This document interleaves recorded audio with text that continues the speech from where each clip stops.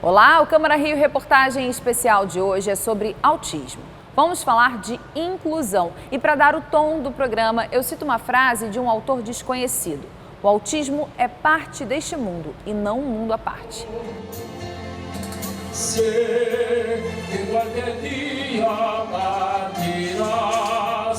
O autismo não se cura, se compreende. A Organização Mundial da Saúde estima que 1% da população de cada país tenha o autismo.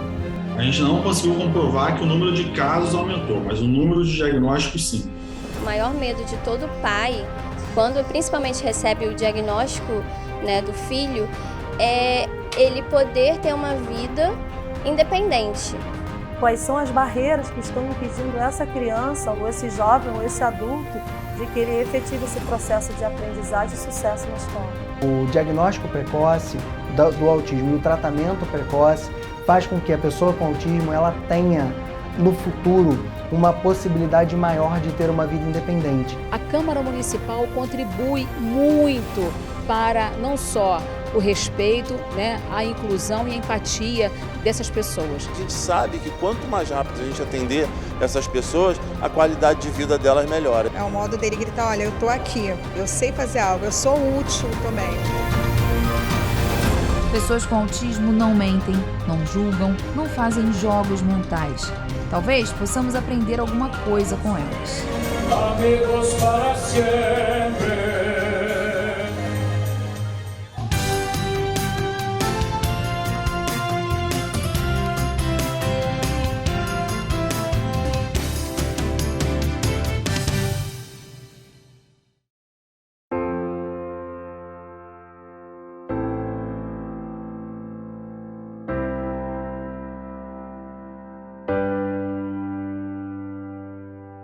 Todo indivíduo consiste num ser de existência única e indivisível. Nas ciências biológicas, é todo organismo vivo que pertence a uma espécie, distinguindo-se dos demais devido às suas características particulares. Para a sociologia e filosofia, o indivíduo, como sinônimo de ser humano ou cidadão, é aquele que possui uma identidade própria, que o difere dos outros.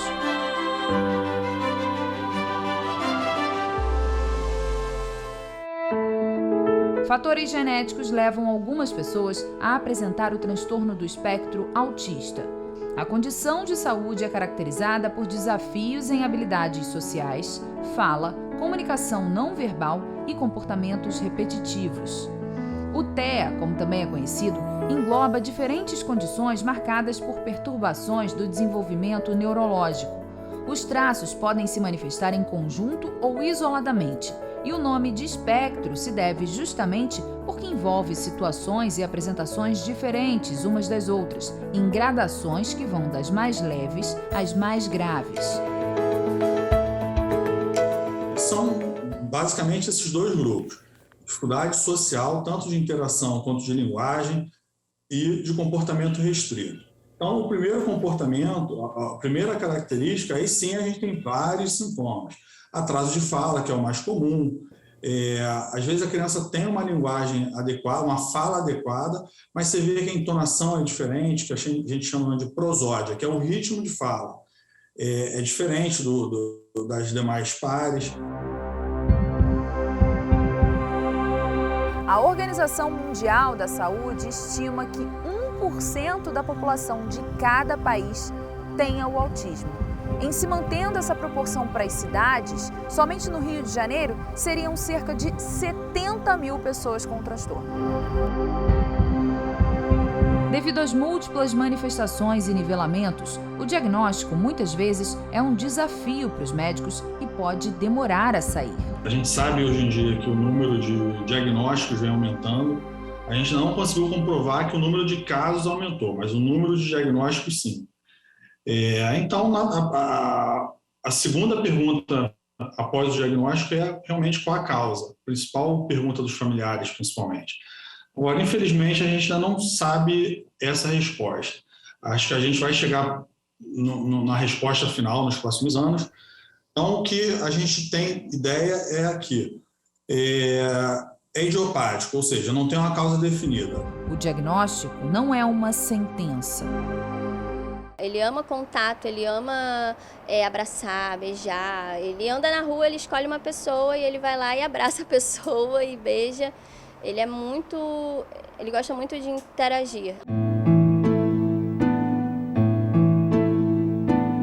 Mas no começo não foi assim. A nossa equipe foi até a casa do Aquiles. Os pais perceberam que ele não tinha interação com outras crianças. Além disso, havia o atraso na fala, falta de contato visual e o menino não respondia quando era chamado. Eles procuraram um médico. Aquiles começou a fazer terapia com 1 ano e 8 meses e foi diagnosticado com autismo com pouco mais de 2 anos. A Bárbara parou de trabalhar para acompanhar o tratamento.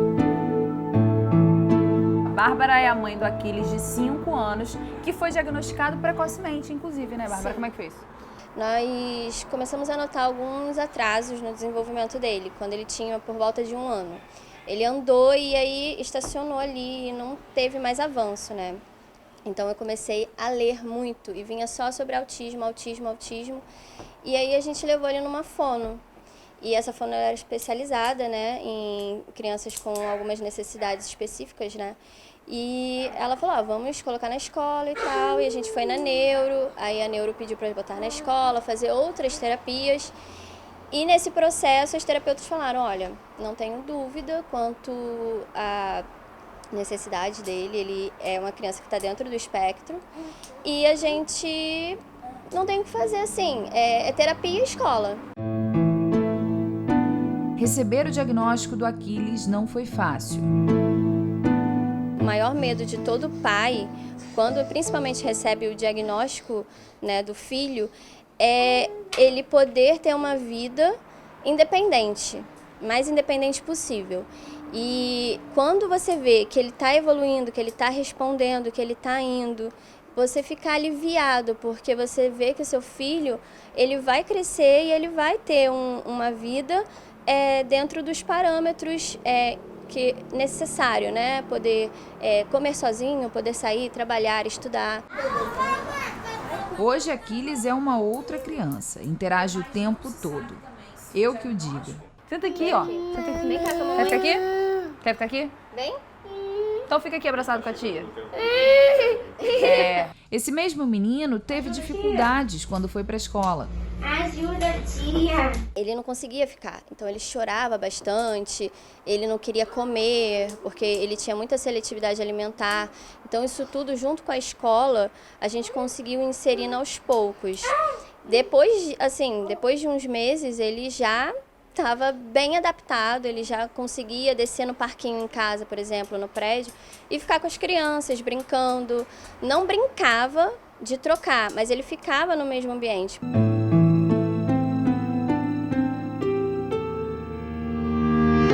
A cidade do Rio de Janeiro possui uma lei que obriga a rede pública de ensino a fazer rastreamento, especialmente em crianças de 6 meses a 2 anos de idade, para diagnóstico precoce do autismo. No começo do ano letivo de 2022, a rede municipal de ensino contabilizou mais de 8.000 alunos avaliados com transtorno do espectro autista. Como é que esses estudantes são atendidos pela rede?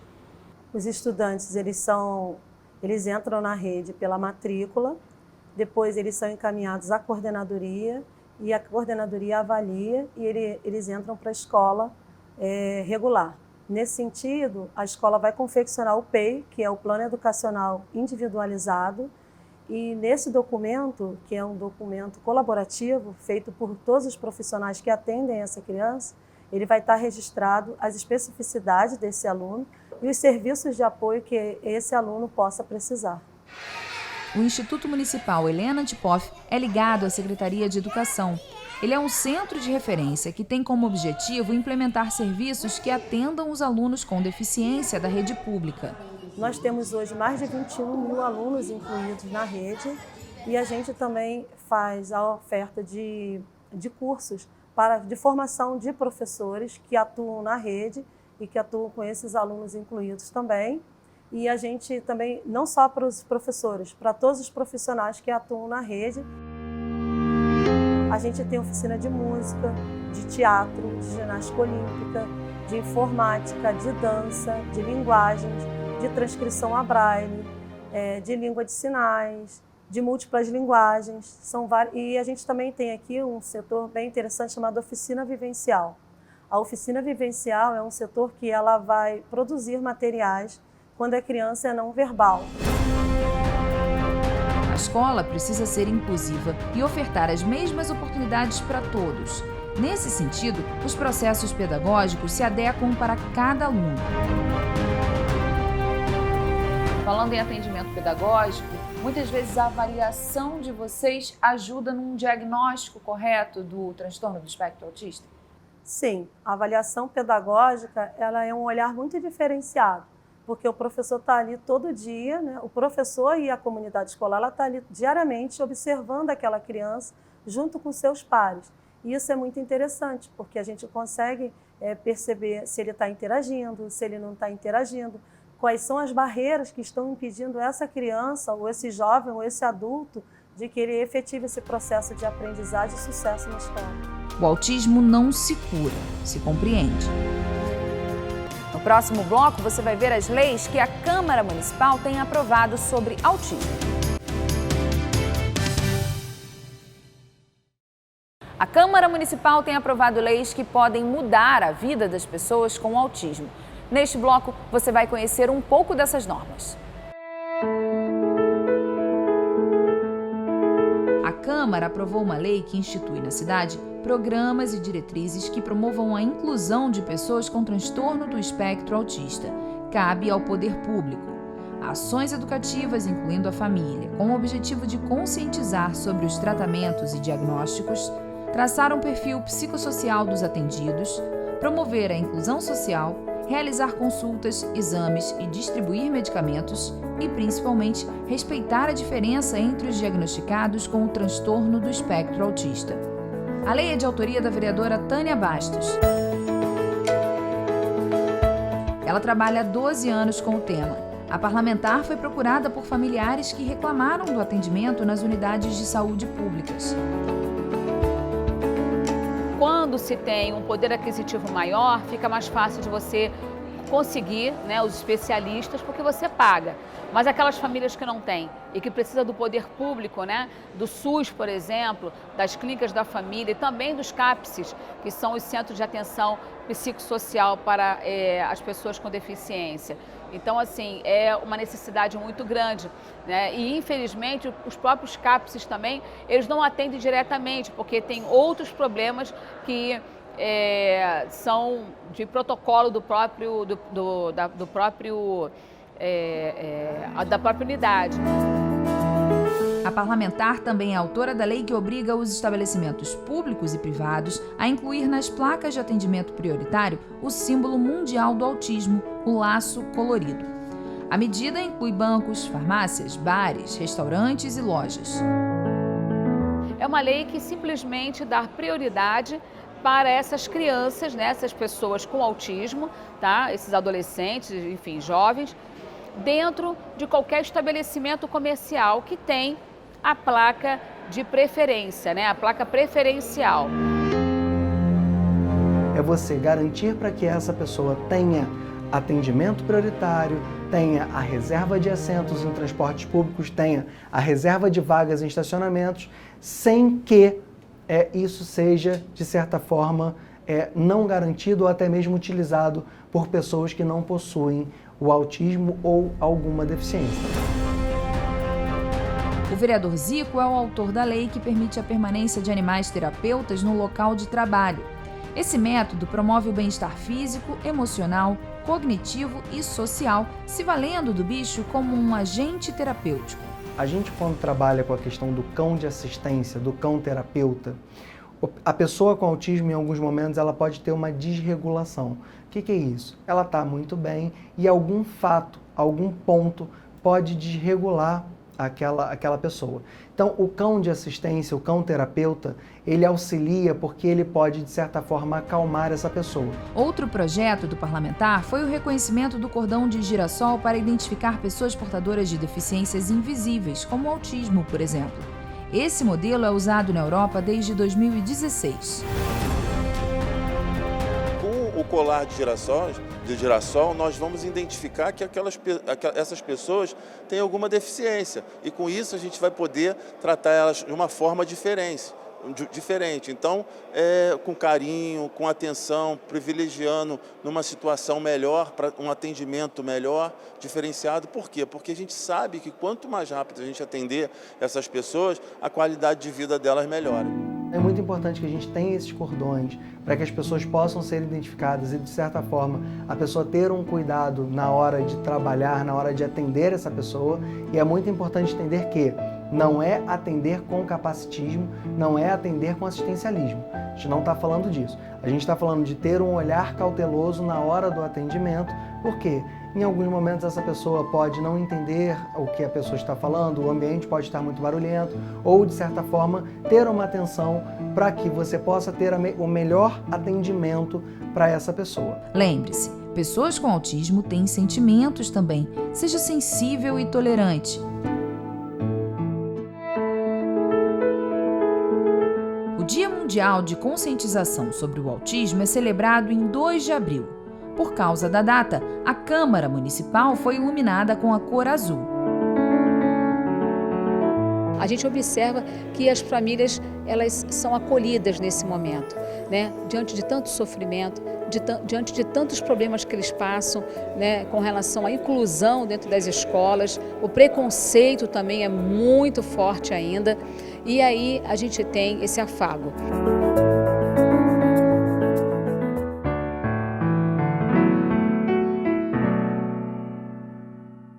A Casa Legislativa abriu as portas para uma exposição de telas com desenhos pintados pelo jovem Ian Roberto Tabosa da Conceição. Ian foi diagnosticado com autismo ainda quando era criança. A mãe percebeu que ele fazia rabiscos e incentivou o filho. No início, ele desenhava o Homem-Aranha. Depois, começou a humanizar os personagens. É a forma dele se conectar ao mundo, sabe, com outras pessoas, onde ele realmente se sente aceito. É o modo dele gritar, olha, eu tô aqui, eu sei fazer algo, eu sou útil também. No tratamento para o autismo, consta carinho, paciência e compreensão.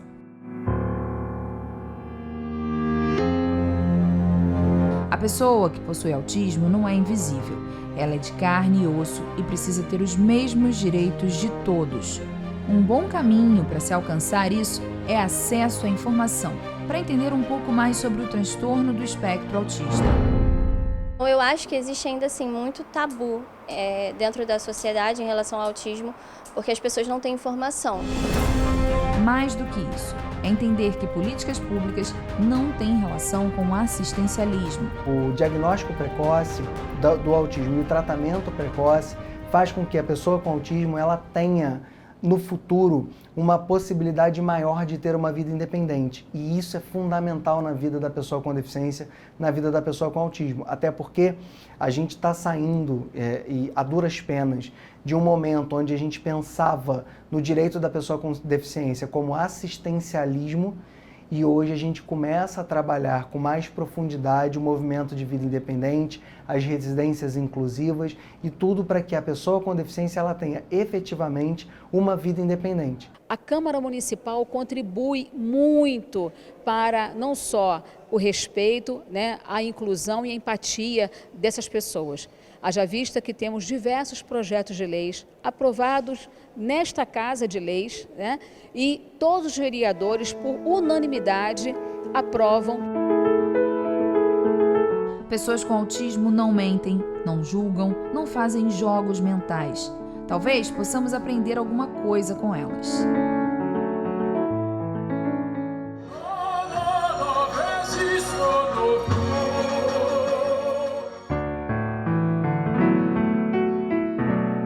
Saulo é um tenor que tem autismo e deficiência visual.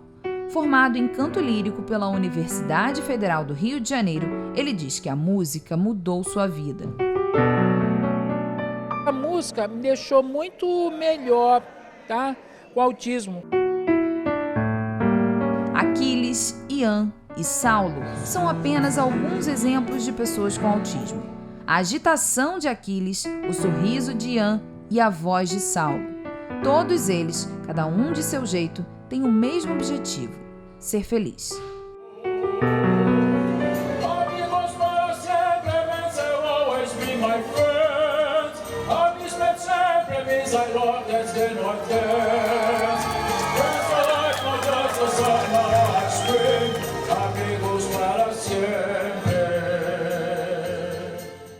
O Câmara Rio Reportagem Especial de hoje fica por aqui. Acompanhe nossa programação em câmara.rio e também nas nossas redes sociais. Muito obrigada pela sua companhia. Até uma próxima oportunidade.